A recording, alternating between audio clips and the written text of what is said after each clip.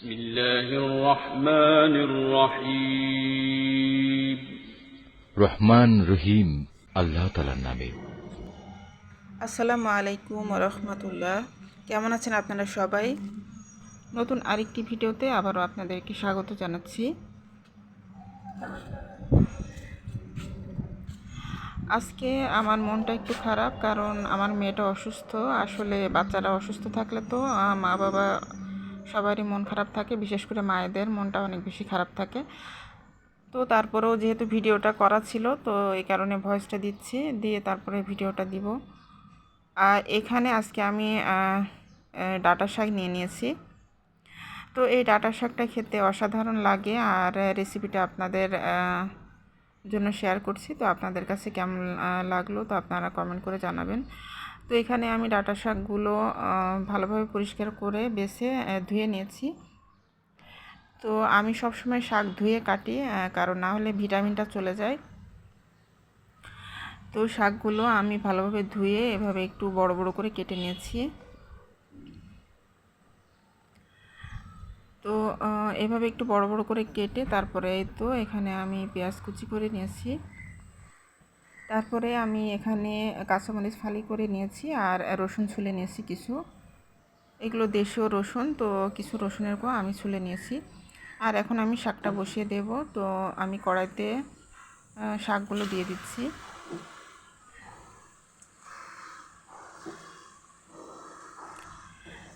শাকগুলো দিয়ে তারপরে আমি শাকের মধ্যে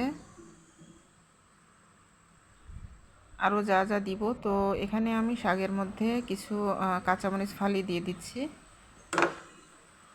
তারপরে আমি আস্ত কিছু রসুনের কোয়া দিয়ে দিচ্ছি।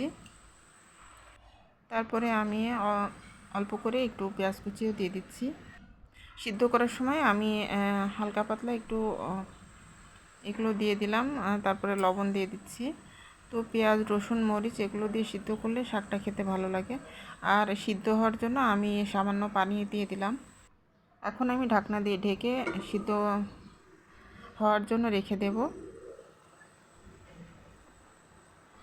আর এখন এই তো আমি ঢাকনাটা খুলে একটু নাড়াচাড়া করে দেব, আর শাকটা সিদ্ধ হয়েছে কিনা দেখব। তো শাক থেকে অনেকটা পানি উঠেছে, তো আমি নাড়াচাড়া করে এখন পানিটা টানিয়ে নেব।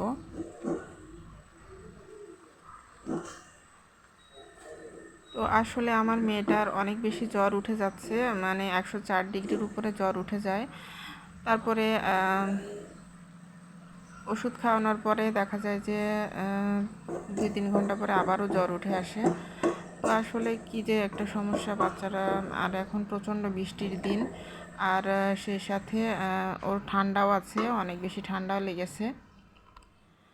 তো এখানে এই তো শাকের পানিটা একদম শুকিয়ে গিয়েছে। তো আমি এখন এই তো শাকটাকে বাগার দিয়ে দিব বা ফোড়ন দিয়ে দিব। খুব সিম্পল একটা শাকের রান্না, মানে শাক ভাজা আর কি। তো খেতে অসাধারণ লাগে। আর এই সবুজ সবুজ এই শাকটা আমার হাজব্যান্ডের খুবই পছন্দ। তো এই কারণে আমার হাজব্যান্ড প্রায়ই নিয়ে আসেন এই শাকটা। আর এই শাকটা হচ্ছে, এটা হচ্ছে ডাঁটা শাক, মানে কচি কচি ডাঁটা যে শাকটা হয় সেই শাকটা এটা।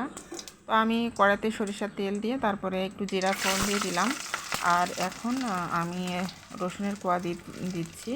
তারপরে কিছু পেঁয়াজ কুচিও দিয়ে দিলাম। আর এই শাকটার মধ্যে আমি কালো জিরা ফোড়ন দিলাম না, কারণ কালো জিরাটা আবার আমার বাচ্চারা তেমন একটা পছন্দ করে না।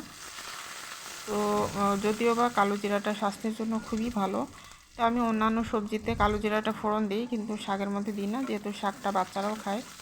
তো এখানে তো আমি পেঁয়াজ রসুনগুলোকে হালকা লালচে করে ভেজে নিয়ে তারপরে শাকগুলো দিয়ে দেব।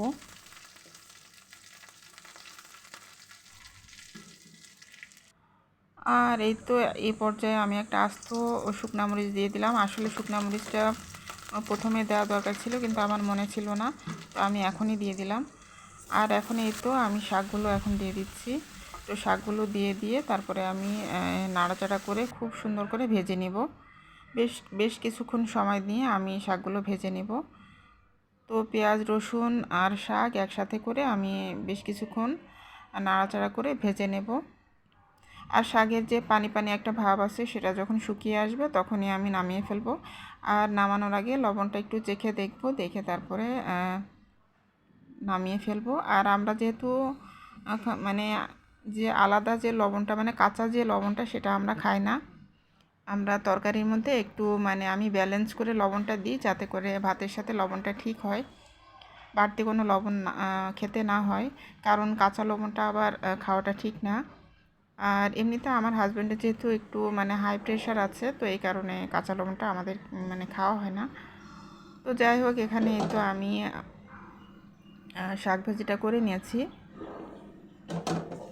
করে নিয়ে তারপরে একটা সার্ভিং ডিশের মধ্যে আমি সার্ভ করে নিচ্ছি।